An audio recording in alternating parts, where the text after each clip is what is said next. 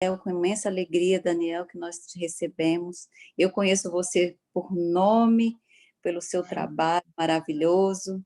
Eu moro, tenho uma casa bem próxima de ti aí no sul e eu sempre quero aí, e se Deus quiser, eu vou ter oportunidade de conhecê-lo e conhecer essa obra aí também que é maravilhosa, que a gente já sabe, né? A sua mãe está aqui conosco, é a nossa presidente, então, da Federativa da Inglaterra. Aqui hoje nós temos corações espalhados de alguns países que conosco comungam quase 3 anos nesse grupo, com muito carinho, estudando Kardec. E é com muita alegria nós te recebemos, então, junto conosco. Seja muito bem-vindo e deixo a palavra com você. Obrigado pelas palavras, obrigado pelo carinho de vocês, né?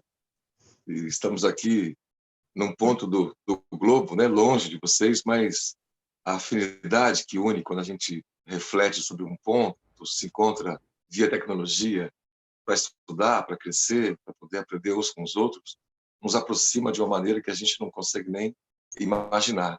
Essa distância passa a não existir, né, entre nós. Então, muito obrigado a todos vocês. Bom, o que nós propusemos, e vamos pedir licença para os amigos que estão aí nos assistindo, é de falarmos sobre o tema pensamento como assunto central, né? E na lógica da vigilância dos pensamentos, para nos reconhecermos, né, como potencial para termos uma vida melhor, né? E se me permite, então, primeiro uma observação sobre essa questão do pensamento em si. Desde que a gente fala sobre o pensamento, quase que na terceira pessoa, né? Eu, na primeira pessoa, tenho um pensamento na terceira pessoa, né? O pensamento das pessoas, né? É como se fosse, no nosso falar, discutir sobre esse assunto, seja com viés da psicologia, psicólogos que entendem e querem estudar esse assunto, seja dos cientistas, médicos da neurologia, né? Que pesquisam também e entendem esse assunto, cada um com a sua faceta, nós falamos sempre na terceira pessoa, né? O pensamento. Nós queremos, então, chamar a atenção aqui para que, na nossa visão espírita, aprendida ali com o mestre Allan Kardec, a partir das perguntas que ele fazia ao mundo dos espíritos luminares, né? E pelas respostas nós vamos percebendo que nós somos o nosso pensamento, né? Por conceito espiritual, cada um de nós, espíritos, criados num ponto da história, dessa jornada, simples e ignorantes, e a partir desse contato, desse elemento espiritual que somos nós, na nossa essência, com a matéria, nosso corpo, que são as reencarnações sucessivas, nós vamos animalizando a matéria, vamos intelectualizando a nossa mente, o nosso eu interior. O Divaldo, de quando em quando, usa a expressão da psicologia, citando Joan de Angelis, na série de estudos, né, do self. Queremos dizer com essa introdução que eu sou aquilo que penso. Eu não sou aquilo que penso que eu sou. Eu não sou aquilo que as pessoas pensam de mim ou pensam que eu seja. Eu sou, de fato, a somatória das vibrações do meu pensamento.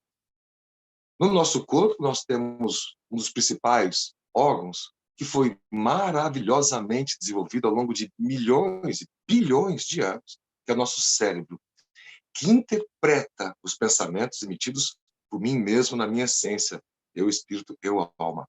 Quando aqui, nesse nosso encontro, falamos eu, não estou querendo referir a mim mesmo, eu, Daniel, né, mas é como exemplo de cada um de nós. Né? É nesse sentido. Então, eu sou aquilo que penso. Já para adiantar um slide mais à frente, citando Kardec, na obra Gênese, ele faz uma comparação que é uma coisa extraordinária, extraordinária. Já já caminhamos aí com os slides para chegar até lá. Ele dá um exemplo que é o seguinte. Imagine uma pessoa, aqui com as nossas palavras, né, que está com muita raiva de outra pessoa. E, pelo pensamento, ela projeta uma imagem que está indo e agredindo a outra pessoa. É uma vontade, uma raiva ali, nesse sentido.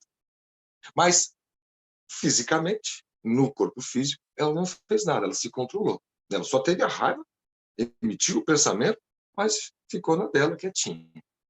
Kardec diz que acontecem duas coisas. Uma, a realidade física, que é eu estou aqui parado, eu não fiz nada de mal para ninguém. E a outra que é a realidade espiritual. O meu pensamento me projetou. Eu agredi aquela pessoa, espiritualmente falando, a essência dela.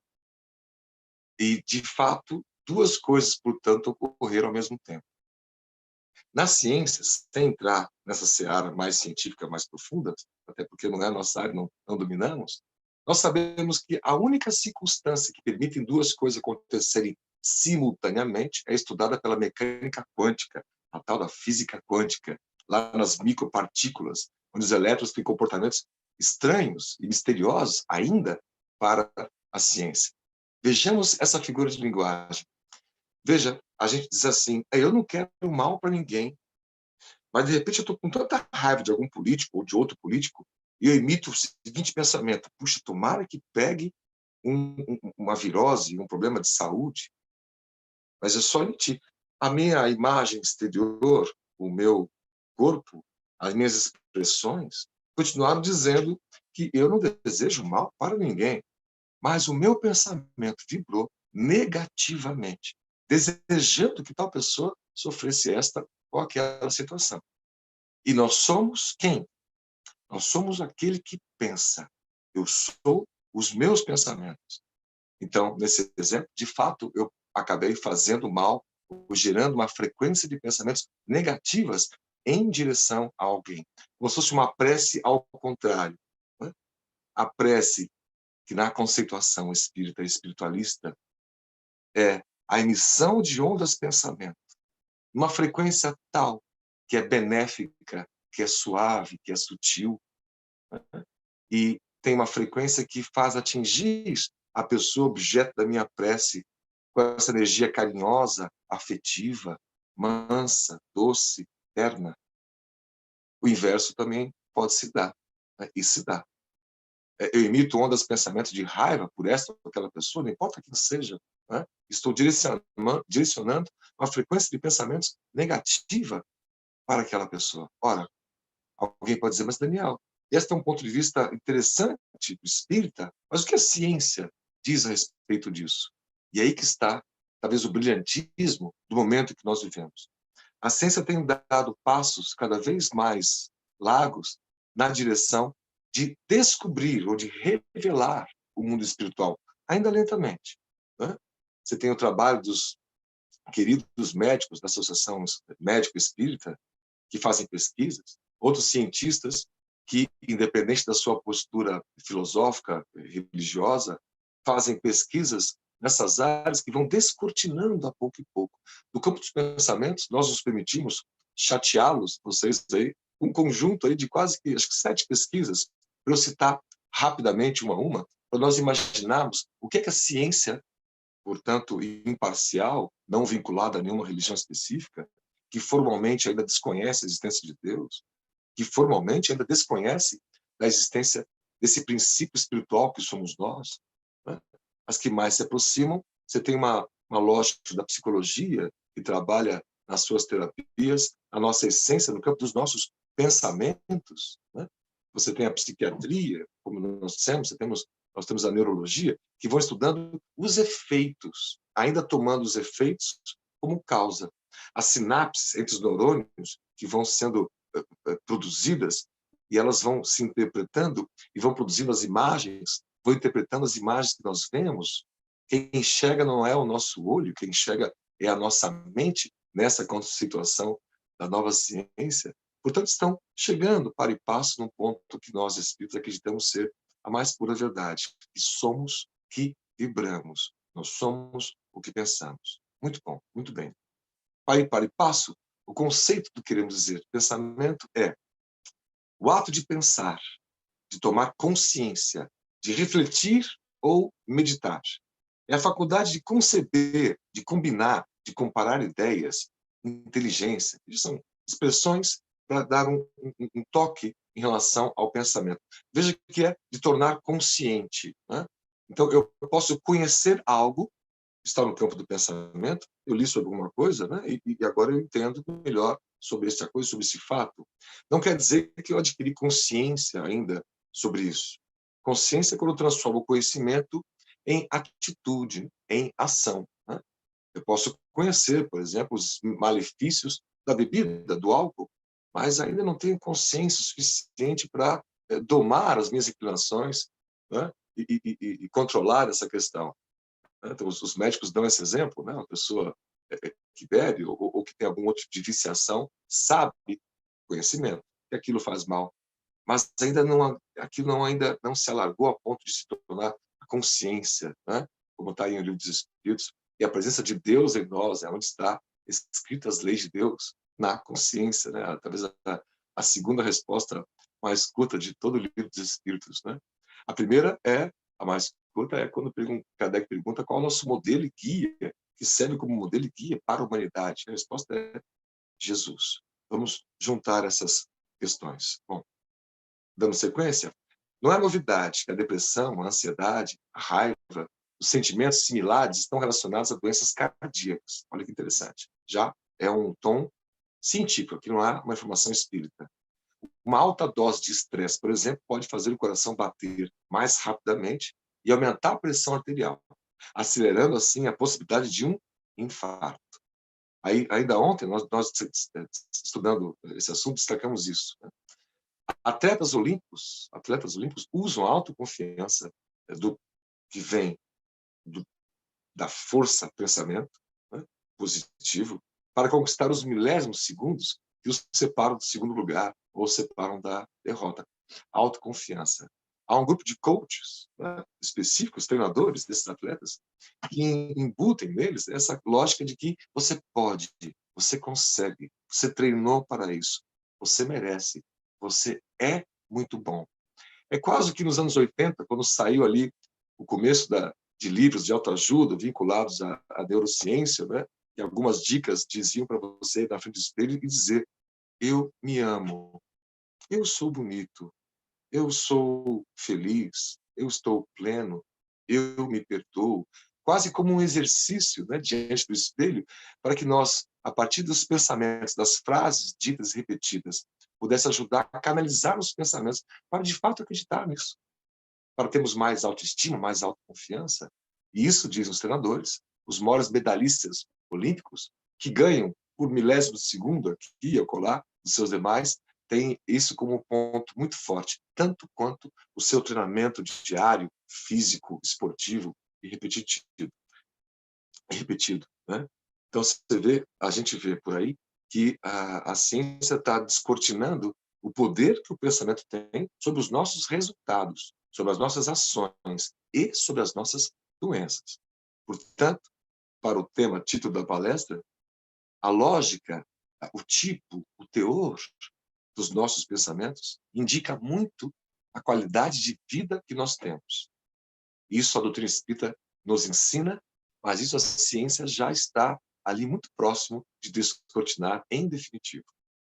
Vou pedir licença para rapidamente, então, fazer menção a essas pesquisas que nós coletamos, para termos uma ideia desse arcabouço, sem entrar aqui no cientificismo, né? Mas para nós tirarmos da lógica científica o que nós queremos extrair aqui para confiar melhor nos nossos pensamentos como força, né, de atração, como força magnética para as conquistas que nós temos aí para o futuro. A primeira pesquisa, o Pensamento 1, o jornal Chicago Tribune, um estudo conduzido pelo Centro Médico da Universidade de Duke, nos Estados Unidos, constatou que, ao contrário, também acontece. Ou seja, emoções positivas podem tornar alguém mais saudável. A pesquisa deles estava colocando a situação inversa. Pensamentos negativos, depressivos, deprimidos, de automutilação, eu não sou bom, eu não sou nada, eu não consigo, eu não posso, acarretava, nessa pesquisa, doença, ou seja, é um processo de somatização, do grego soma, que quer dizer corpo. Eu posso adoecer-me na medida que vou canalizando pensamentos deste teor infeliz. E o contrário, portanto, é verdadeiro. Eu posso curar-me, eu posso ser mais feliz na medida que os meus pensamentos também vão nesta linha. Eles monitoraram mais de 2.500 pessoas, entre homens e mulheres, que passaram por uma angiografia, né? Um exame capaz de revelar o sangue do coração, etc., né? E foram respondendo pesquisas, né? Os voluntários, né? E 15 anos depois, isso concluiu que os voluntários com as melhores expectativas possuíam 24% a menos de chance de morrer por complicações cardíacas. Então, é um quarto, né, de chance. É bastante nesse sentido, nessa pesquisa. Vou além, lembro, sem querer chateá-los com isso, mas para a gente ter um universo. A pesquisa número 2, né, o professor de psicologia e psiquiatria americano Richard Davidson, da Universidade de Wisconsin, criou o termo estilo emocional, interessante, para tratar as respostas consistentes do nosso cérebro, o que ele dá em relação às experiências que temos na vida. Ele consegue medir, com métodos laboratoriais, essa resposta que influencia nossa probabilidade de sentir determinadas emoções e humores. E são, segundo ele, e aqui eu abro um parênteses, por isso nós trouxemos esse slide, porque isso nos lembra muito André Luiz falando na Evolução dos Mundos, desta conjunção física no mundo espiritual. A matéria é muito mais quintessenciada, muito mais sutil, átomos e movimentos elétricos que a gente desconhece, pois que nosso sentido ainda é incapaz de perceber, ainda. Ele diz, então, átomos da nossa vida emocional, os blocos de construção fundamentais. Gente, isso é muito par e passo com as expressões das obras de Chico Xavier, especialmente colocadas por André Luiz. Átomos da nossa vida emocional. É como se a nossa vida emocional, nossa carga emotiva, pudesse dinamizar átomos em determinadas direções ou com determinadas frequências.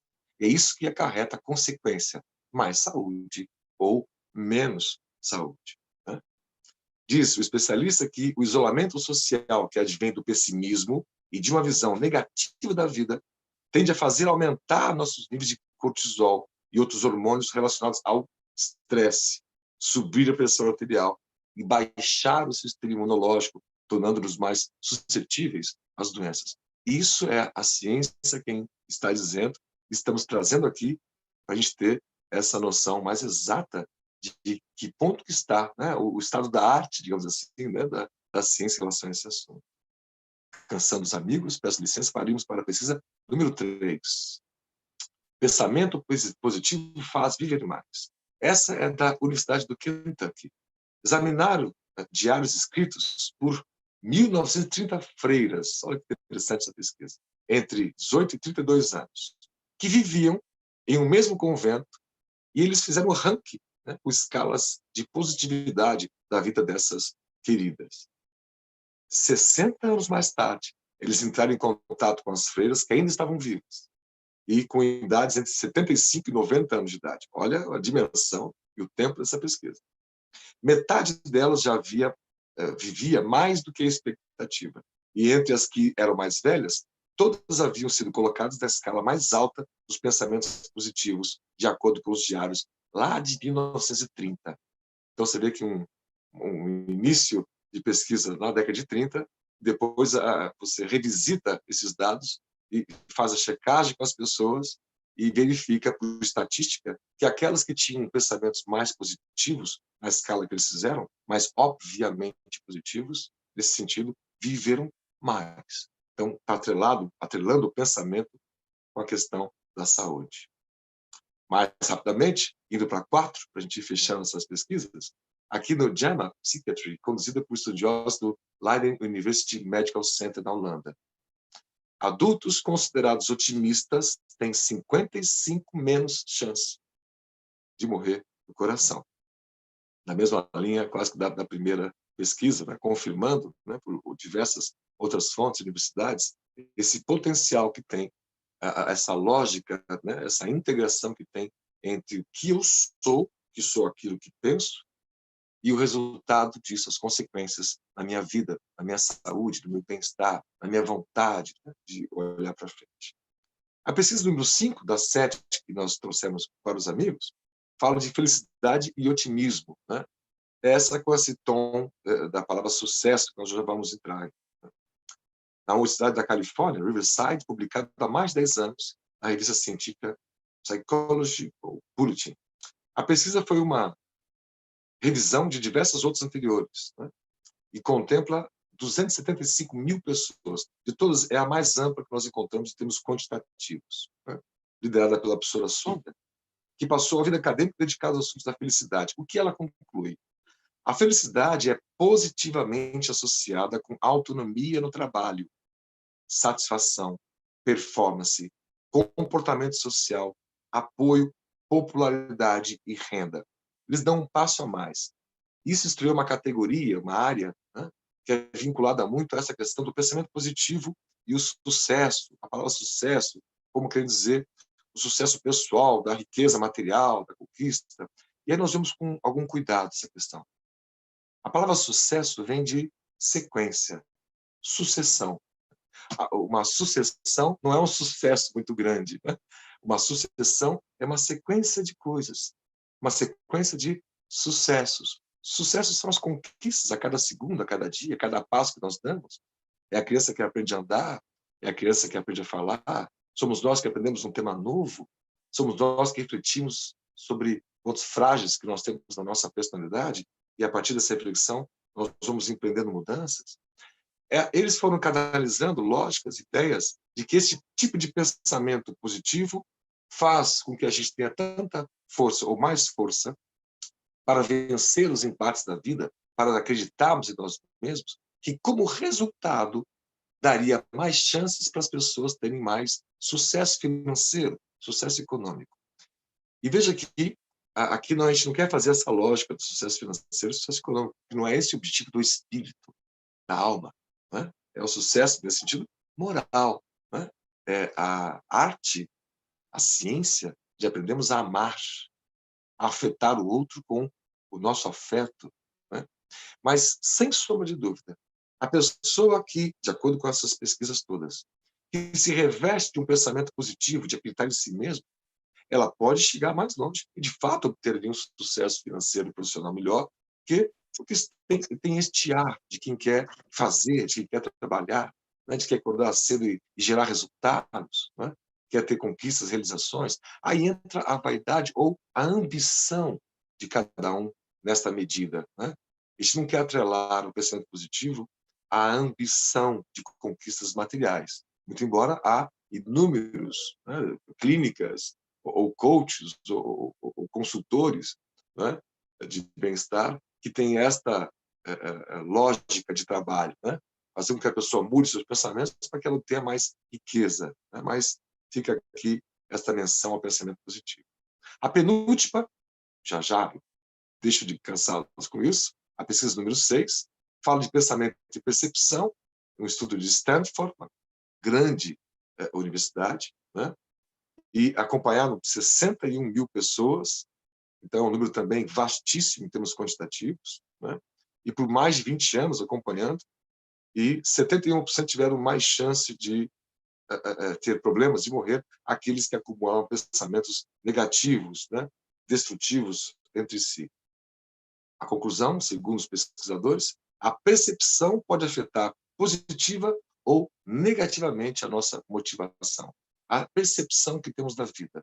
Essa pesquisa que foi muito bem feita e muito interessante. E a última, a pesquisa número 7, o estudo divulgado em Toronto, no Canadá, o humor, né, o pensamento, a nossa lógica de como encaramos a vida, né, o bom humor altera literalmente a forma como a pessoa enxerga. Essa número 7 pesquisa, pessoas que foram condicionadas a estarem ali com o pensamento complicado, mal-humoradas, né, diante de uma foto, viam apenas um fulcro central da foto, não conseguiam perceber a paisagem em volta.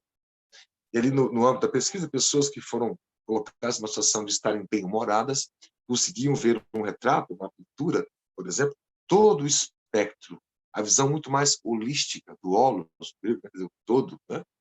Então, você veja que interessante. A pessoa mal-humorada, focada num ponto só, de repente, objeto daquele problema que gerou o próprio humor, né? Enquanto que a bem-humorada conseguia ter outras visões, né? Outros amparos, e ver o espectro ainda muito maior. Tudo isso nos levou a refletir, a ciência toda, de que a nossa postura no campo dos pensamentos, né? O teor dos nossos pensamentos, que desemboca no nosso humor, no humor nosso de cada dia, né? Tem uma ligação muito estreita com a nossa vontade de fazer as coisas, com a nossa confiança de conquistar e fazer as coisas, com a nossa autoestima, e, como consequência última, com a nossa saúde. Última, mas não menos importante, né? Com a nossa própria saúde. Para efeito aqui de conhecimento, o Martin Seligman, esse próximo slide, é quem foi um dos principais, né? Cunhou a expressão psicologia positiva, né? Uma disciplina que é responsável por analisar as causas e as consequências da felicidade, né? Porque são coisas muito mais subjetivas. Uma coisa é a ciência pegar átomos, moléculas, botar uma balança, pesar, medir, né? A outra é uma questão subjetiva, que é uma emoção ou é um sentimento, né? É uma virtude, né?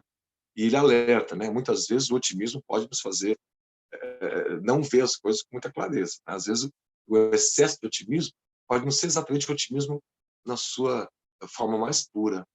Pode ser a gente se falseando, né? Sem planejar algo, somente vai dar certo, porque eu só estou pensando que vai dar certo, então vai dar certo. Pensar que vai dar certo é um passo importantíssimo, mas fazer com que dê certo, planejar, ter a paciência, são os passos fundamentais. Muito bem. Nesse slide, chamamos de generalismos e suas utilidades. Nós citamos aqui, com a devida licença e com todo respeito a esses queridos, duas situações, mas são muito comuns nos dias atuais. Há uma série de pensadores, né, de palestrantes, fora da doutrina espírita, no campo geral, youtubers, influencers, né, que falam ainda sem conhecer o assunto da física quântica mais profundamente, têm dito isso baseado nessas pesquisas. Olha, pensar positivo muda o mundo quântico em nossa volta e as coisas acontecem, né? Sim, tem essa lógica, mas há muito cuidado nós temos que tomar com isso. Nós estamos sujeitos, primordialmente, a um elenco de situações que planejamos passar junto com os nossos benfeitores antes da nossa encarnação. Há provas, algumas expiações, que eventualmente temos que passar para o nosso burilamento, para que aquele aprendizado, ao passar pelas provas e expiações, possa pertencer a gente mesmo, né? Possa estar conosco. Há alguns aprendizados que são inexoráveis de a gente sofrer no sentido não do sofrimento da dor, sofrer no sentido de passarmos, né? As provas nós sofremos porque passamos por elas, mas podemos sofrer ou não as suas consequências dependendo de como nós reagimos à dor, à adversidade, à dificuldade. A proposta espírita é que nós aprendamos a agir sempre com a paz, sempre com afeto, nunca com o desespero, né? Diante da perda de alguém próximo pela morte, o espírita deve manter a calma, a postura. Nós, uma vez, pedimos licença aqui, no carro, éramos jovens, e conversando com o grande médium Raul Teixeira, que é o nosso querido, um tutor nosso, da nossa juventude, contando uma história, eu falei, Raul, mas isso foi quando eu perdi meu pai. Ele, sentado na frente do carro, virou-se para trás com aqueles olhos verdes fulgurantes e falou assim, perdeu. Você perdeu, meu filho, teu pai? Você não sabe onde ele está? E eu, envergonhado, dizendo assim, pois é, sei, está no mundo espiritual. Mas ele não deixou ali um GPS, né? Eu não sei exatamente onde ele está, o que está fazendo, então por isso que eu uso a expressão perder. Ele comenta comigo, ninguém perde ninguém, né? Não há isso, né? Essa visão que estamos todos juntos e pelo pensamento nos encontramos a qualquer instante. Não há velocidade física atômica que impeça de eu estar com a minha mãe, que está aí do outro lado hoje na tela, nesse instante, pelo pensamento.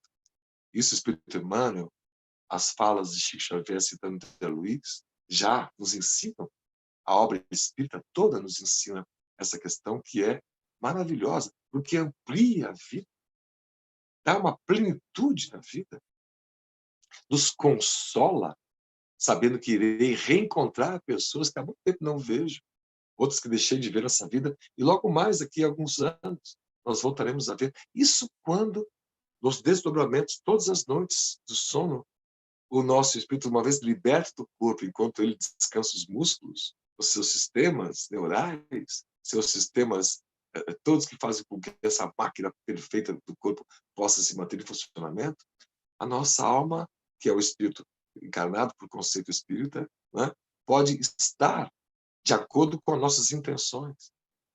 Por isso os orientais tinham uma lógica, os chineses especialmente, do último pensamento. ser o mais importante do dia, porque determinava onde é que nós vamos passar as nossas noites, né?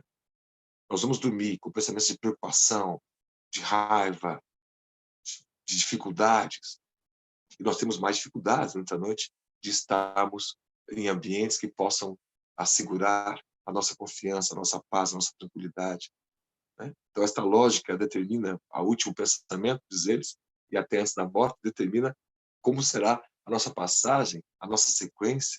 Interessante isso. Nós colocamos aqui esses generalismos porque são informações de pensadores, alguns gurus do pensamento, gente que tem ideias muito nobres, não são espíritas, mas também não são aceitas pela ciência mais convencional. Exatamente, né? Aí a ciência acaba vendo essas questões com muita reserva, né? Então, nós temos aí a lógica do livro Segredo, que causou, né,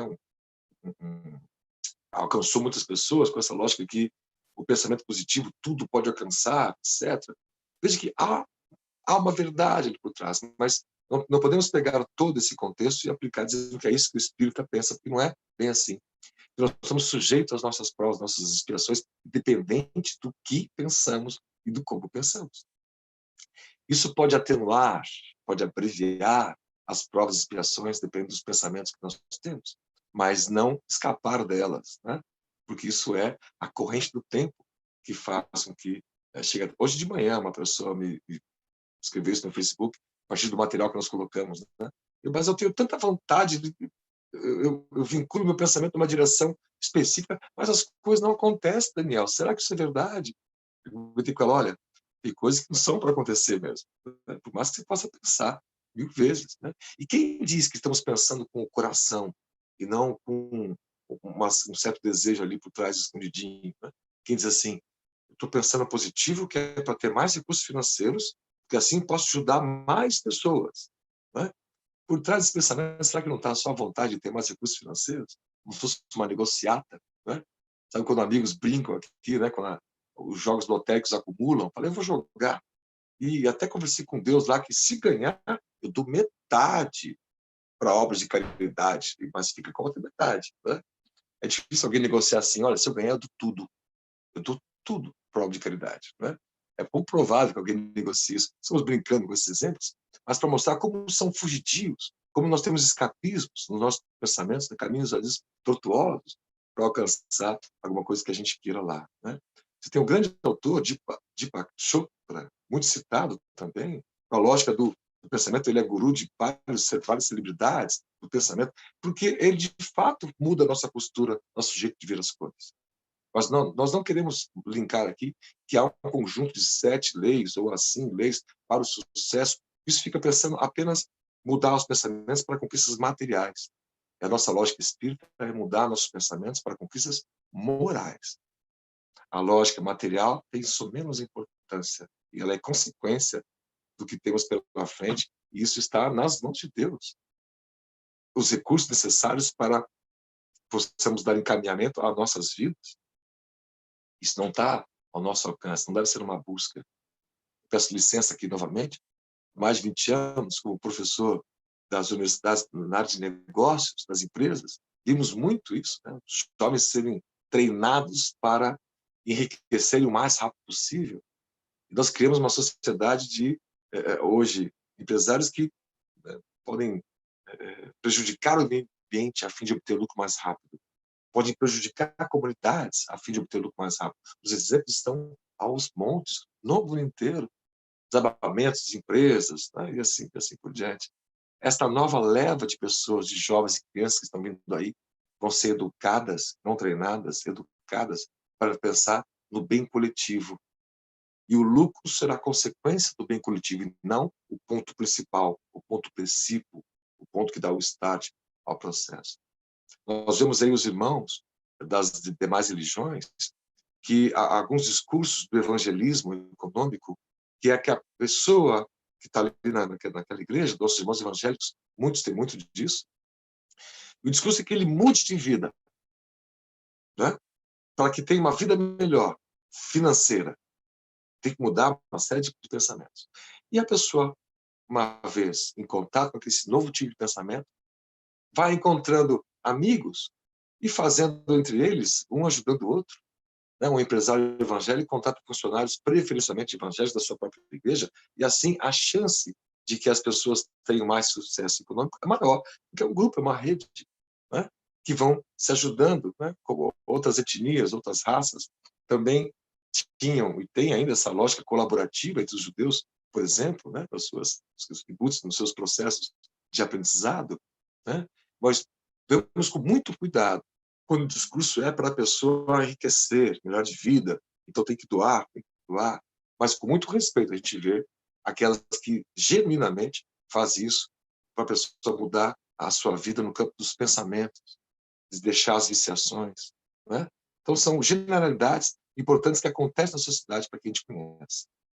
Vamos encaminhando agora para a gente processo conclusivo com o tom da doutrina espírita de fato, né? Nesse slide aqui. O pensamento espírita é que nós somos o que vibramos. E os perigos da autossabotagem. A psicologia vem usando essa expressão de a gente se sabotar. Eu não posso. Eu não consigo. Por mais que eu tente, não consigo. A gente se bloqueia, né? Alguns, quando travam conhecimento de que temos um anjo da guarda, se recusam a conversar com o anjo da guarda, dizendo assim, eu sou muito humilde, eu tenho tantos defeitos que não tenho mérito para conversar com o meu anjo da guarda. Olha, se nós lemos essa questão em O Livro dos Espíritos, que é uma das mais lindas que podem haver, o quanto os espíritos superiores ficam felizes quando nós os acionamos. Podemos dizer a eles, olha, eu errei, eu venho errando aqui e acolá na família, no trabalho, eu venho sofrendo as consequências dos meus erros. Eu ainda não consegui mudá-los, mas eu quero. Preciso e conto com a ajuda dos anjos guardiães, dos espíritos protetores, que todos nós temos.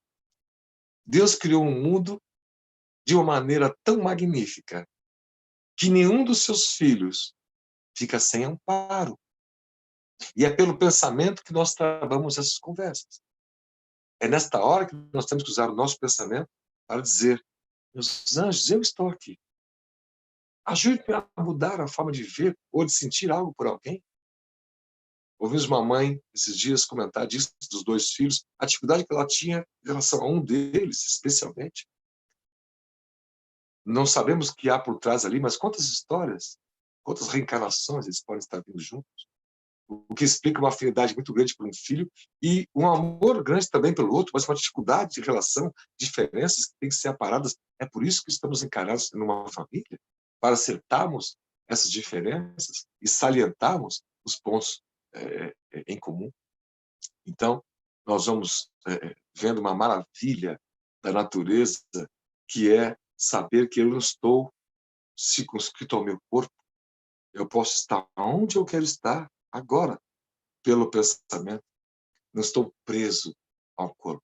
Eu posso estar preso a pensamentos materialistas, que como grilhões nos fincam na matéria e fazem com que a gente sinta ou somente as questões materiais e físicas, sem perceber a grandeza da sutileza das obras morais, dos pensamentos carinhosos que chegam até nós, sem poder abrir essas janelas, como dizia Raul Teixeira.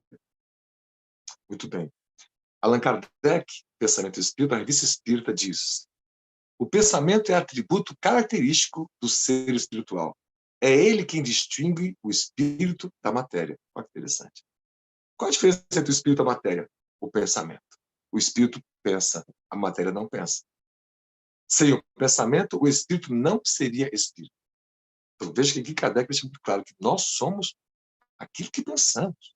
Eu sou o que eu penso. Eu sou aquilo que emito nas ondas do pensamento. No livro Pensamento e Vida, o Espírito Emmanuel diz: pensamento é força eletromagnética. Isso dito entre os anos 40 e 50 por Chico Xavier, lá nos rincões de Minas Gerais, é de uma grandeza tão absoluta, porque são mais de 50 anos para a ciência recentemente poder colocar eletrodos no nosso cérebro e medir as frequências do nosso pensamento, confirmando o que é dito há mais de 50 anos por Emmanuel, de que pensamento é força eletromagnética, é feito de algo muito sutil, quintessenciado, que nós não percebemos ainda, mas estamos quase lá, como já dissemos. Continua, Emmanuel. É uma vibração, é uma onda que possui frequência. Ora, as ondas são medidas, né? Hertz, que dá nome a essa medição, né? Tem os comprimentos de onda entre um vale e outro, entre um e outro você tem. Então você tem cada cor do azul ao vermelho tem a sua frequência de onda. A onda de rádio, as ondas de micro-ondas, que são pequenininhas, né? Por isso que é uma tela do micro-ondas, com espaços pequenininhos, a onda é um pouquinho maior que aquela tela, por isso que a onda não passa e não nos fere, que ela poderia fazer mal, né? Você tem as ondas de raio-x, que tiram nossas chapas, que têm muita energia, e ainda mais energia as ondas de raios gama, emitidas por explosões estelares, e que nos afetariam sobremaneira, né? Se uma estrela próxima de nós explode, esses raios gamas poderiam aniquilar a Terra numa fração de segundo. Nós conhecemos esse espectro de ondas, cada uma com a sua frequência, o seu padrão vibratório. Assim, pois, também é o pensamento. Emmanuel continua. Pensamento, eletricidade e magnetismo conjugam-se em todas as manifestações da vida universal, criando gravitação, afinidade, assimilação e desassimilação no campo das moléculas dos átomos. O pensamento, isso é de uma profundidade típica de Emmanuel, que em poucos parágrafos reescreve a história. E termina ele. A vontade, contudo, é o impacto determinante. É a vontade que faz com que o pensamento tenha uma direção. É a vontade. Eu quero, neste momento, um exemplo aqui, me tira um pensamento muito carinhoso para minha filha, Isabela, que está em Curitiba, eu estou aqui mais ao sul, e a gente já não se vê há meses.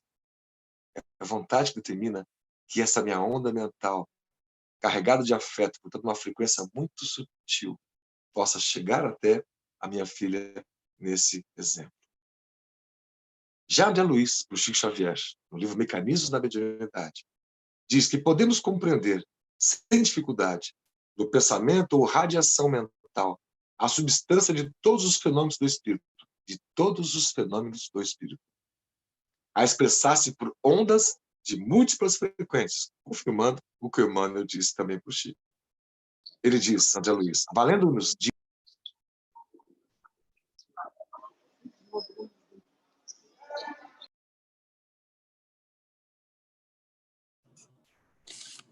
Tá falhando agora, Daniel, desculpa. Foi. Voltou, perdão. Voltou. Ele deu um clique aqui para a internet, oscilou. Tudo bem? Tudo bem, pode continuar. Tudo bem? Perdão, nós temos aqui no sul do país uma expectativa de ciclone, de chegar hoje, entre hoje e amanhã. Então, os ventos já começaram a mexer no panorama aqui no sul do Brasil. Vibrem pelo pensamento por todos nós aqui no sul, porque isso vai nos ajudar sobremaneira. Né? Para nós concluirmos, né? O exemplo de Kardec, que está na obra A Gênese, capítulo 14, diz que, criando imagens fluídicas, o pensamento se reflete no envoltório do nosso corpo espiritual, nosso perispírito. E são ondas pensamento, são ideoplastias, como chamava o grande físico, doutor em educação, Raul Teixeira. O pensamento, portanto, é alguma coisa. E o acúmulo de pensamentos negativos, né, faz uma psicosfera. Esse conceito de psicosfera é a soma do teor dos pensamentos, das frequências de um determinado ambiente. Isso explica que ambientes onde o pensamento é muito pesado, quando você visita, nós damos aula, por exemplo, na penitenciária, é um ambiente mais carregado, mais difícil, é a soma dos pensamentos que estão ali.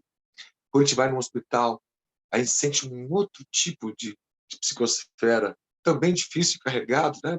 Mas as dores ali que as pessoas passam. Quando a gente vai numa palestra espírita, no Divaldo Franco, a gente sente a ambiência, a psicosfera. Todos ali somando pensamentos de radiações de paz, de amor, de carinho, né? Assim a nossa casa também é. Né? Qual é a psicosfera do nosso lar? A soma dos pensamentos nossos. Por isso, antes do alimento, o agradecimento, ainda que rápido, que nós aprendemos com nossos irmãos evangélicos, é maravilhoso. Deixa a comida com mais sabor. Deixa a família mais unida. Né? Pensamentos emitidos quando acordamos, antes de nos deitarmos, né? São como focos e pontos de luz. Né? Como diz André Luiz, as primeiras experiências em que ele, à noite, podia, com o espírito amparado pelos espíritos lá, guias e luminares, vir para a costa terrestre para algum trabalho específico, e ele perguntava: o que são aqueles pontos de luz nas cidades? Não era a luz acesa normal da companhia de energia, não. Era um outro tipo de iluminação, e o Espírito responde: ali são famílias que fazem evangelho no lar, e, portanto, criam essa luz tênue e carinhosa, e é nestas que nós podemos sorver energias para desenvolver outros trabalhos específicos e atender outras pessoas específicas. Veja o potencial que é um ambiente em que a soma das pessoas vibram positivamente. Aprende a divergir sem dissentir, como dizia o grande Lins de Vasconcelos. Pessoas que têm pensamentos diferentes, divergências. Mas isso não gera dissentimento, não gera melindres, não gera mágoas, não gera ataques. Né? Este é o nosso futuro do mundo de transição.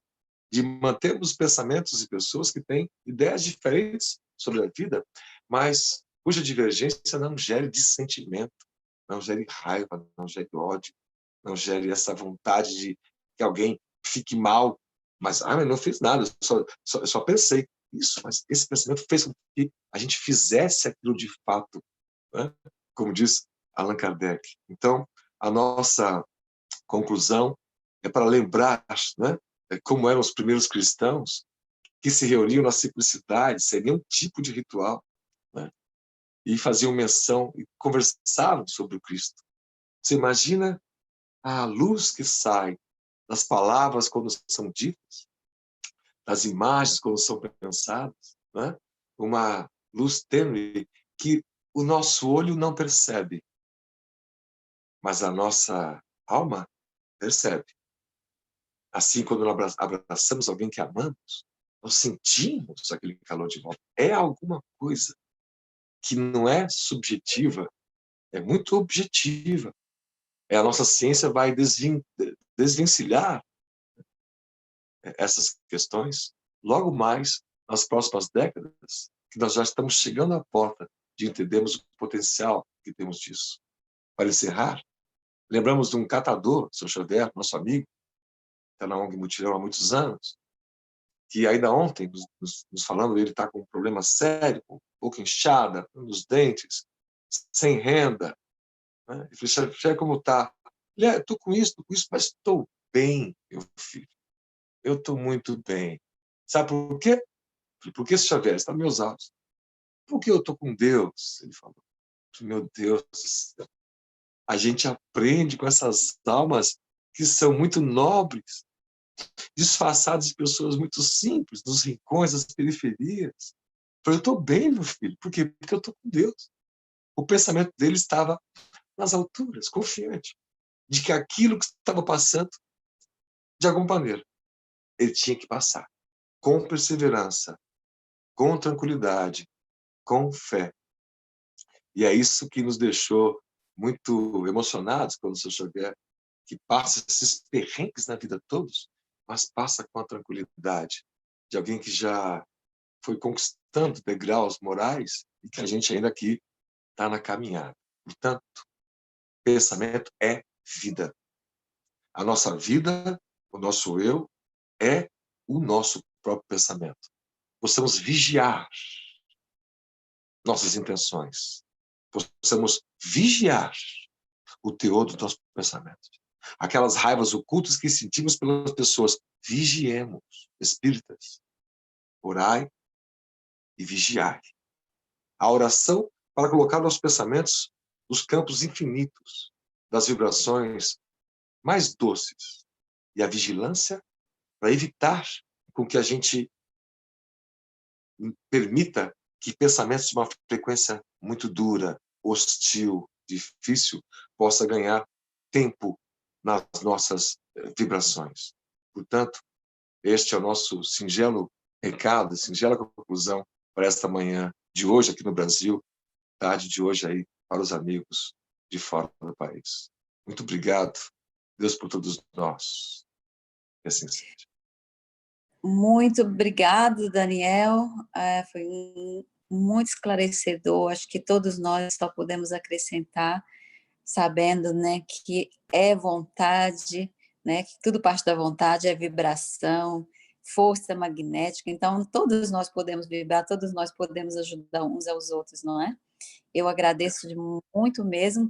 E antes da gente fechar para nossas perguntas aqui no grupo, eu queria que você falasse um pouquinho rapidamente do teu trabalho, para a gente dar oportunidade para as pessoas que estão live, não é? Para conhecer esse trabalho maravilhoso que você tem aí.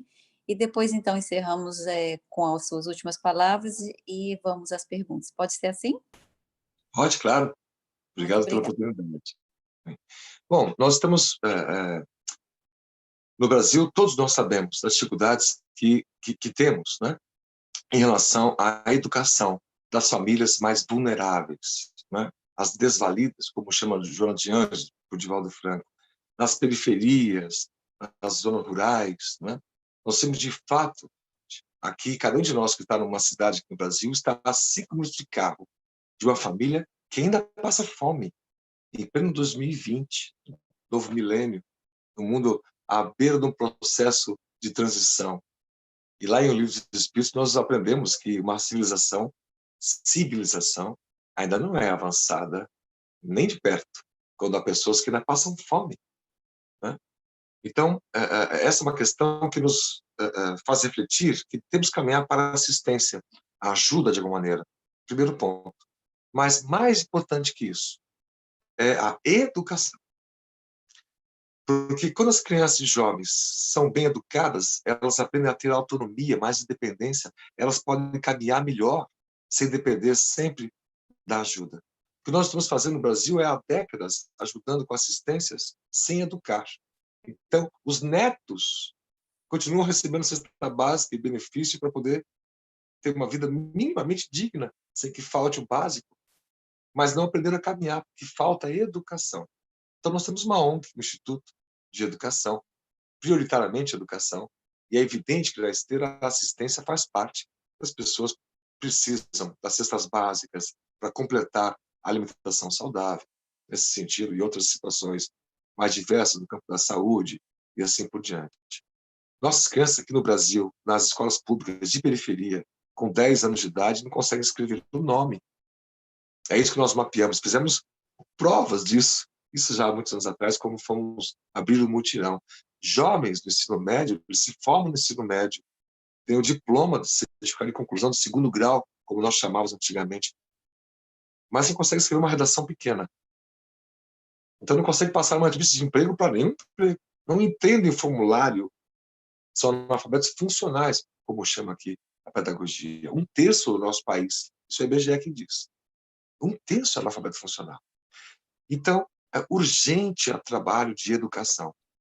Com voluntários, abrimos todos os dias, segunda a sábado, e domingos atendemos com festas, com as doações, de manhã e de tarde, no contraturno da escola regular que eles têm, ajudar a fazer tarefas de português. Como as pessoas não fazem, a gente elabora tarefas de matemática, de ciências, de artes, de esportes olímpicos, para sair do padrão social de apenas futebol, nas quadras de areia que nós temos nas periferias, porque não outros esportes eles têm acesso, e é tão maravilhoso. Quando você põe 30 crianças numa sala para um curso de desenho, e descobre 2 que são gênios. Minha mãe é artista plástica, eu sempre quis desenhar como ela desenha, nunca consegui. Treino, faço curso e não consigo desenhar uma árvorezinha. E há crianças que, na primeira dia de aula, desenham coisas que os professores voluntários falam: meu Deus, sim, nós somos espíritas, sabemos que aquele dom nato é aquisição espiritual de muitas vivências anteriores. E se imagine se essa criança for acompanhada com afeto, o quanto ela não pode se desenvolver. Quantos medalhistas olímpicos nós temos em potencial nas periferias e nunca o serão, ou só serão, se a gente fizer um trabalho de educação, de ter oportunidades de aprender. Então, em resumo, nós fizemos essa introdução, para dizer que a ONG tem isso, como muitas outras ONGs têm. A gente tem em Pestalozzi a nossa inspiração na pedagogia do afeto. Amar aquelas famílias, amar aquelas crianças, né, prioritariamente. Para isso, abrir, via pensamento, né, as distâncias que nós temos. Como nós fomos morar lá, isso fez uma diferença para nós. Para sentir um pouco na pele, um pouco do que eles passam. E é impressionante o quanto essa gente luta, o quanto tem gente muito valiosa em locais que a gente, em tese, não dava muito valor. Né? A gente vê a questão social como um problema, não vê ali como um conjunto de espíritos nobres também que estão ali, né? Miscuídos no meio daquela gente toda, uns ajudando aos outros. Vemos muita solidariedade entre eles. Então, é uma tarefa de educação urgente, é um movimento. O mutirão, nosso instituto, é uma célula que pretende abrir em outros locais, por isso nós estamos aqui também, um pouco mais ao sul, porque isso é um fenômeno brasileiro. Né? E fizemos material didático para alguns voluntários se juntarem e temos atendidas as áreas de conhecimento mínimas e básicas para fazer essa criança crescer e um dia se tornar voluntária ela, né, e poder modificar o seu panorama da sua comunidade, da onde ela veio. E assim os anos vão se passando, a gente continua aprendendo e continua lutando pela educação, que é o que Lins Vasconcelos espírita fazia também nos anos 50 e 60, fazia muito melhor do que nós fazemos, evidente, né? Conclamando os espíritas para ajudar nos processos de alfabetização. Já fazia isso.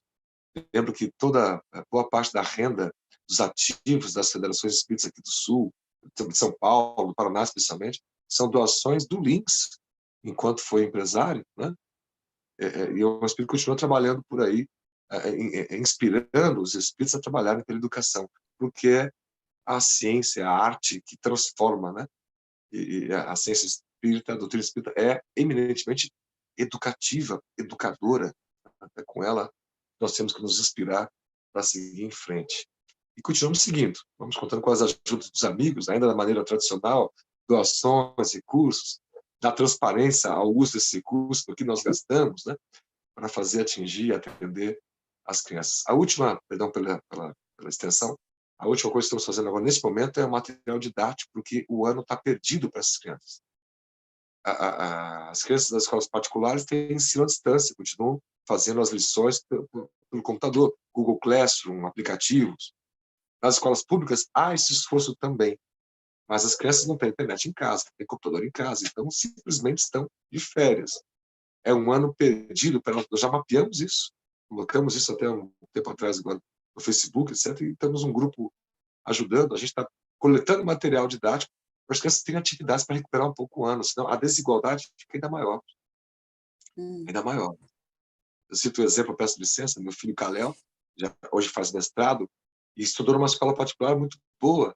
Eu amo tanto Kalel quanto um dessas crianças também lá da vila.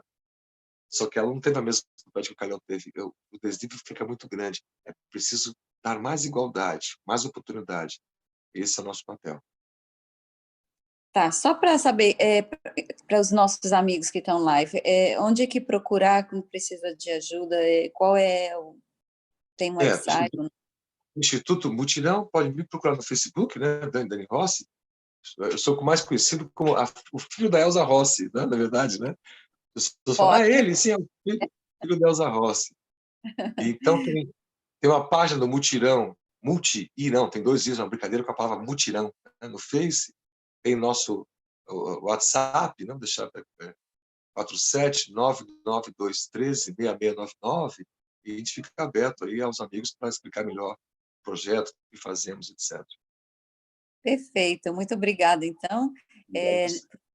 Live para os seus, né, seguidores e amigos nossos aí que estão assistindo, que Jesus, né, possa abençoar cada um de nós, que possamos, então, unir nesses pensamentos positivos e nesses dias de isolamento que nós podemos e sabemos agora que podemos sim fazer alguma coisa, né? Se não podemos ir até o mutirão, nós podemos sim pensar e vibrar por esses nossos irmãos e pela humanidade em geral, não é? Então, nosso muito obrigado, e a gente então vai fechando a live por aqui. E ao Obrigado. nosso grupo, Ana, pode